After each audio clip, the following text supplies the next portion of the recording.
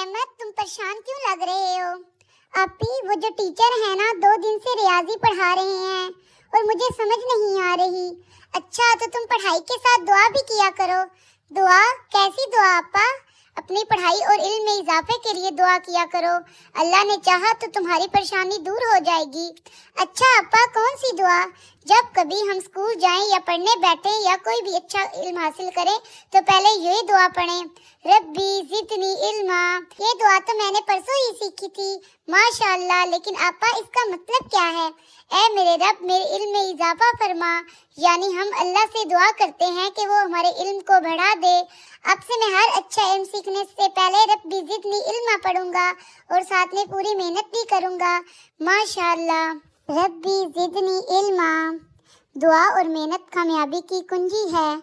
और अगर वीडियो अच्छी लगी तो लाइक और कमेंट लाजमी करना और सब्सक्राइब भी।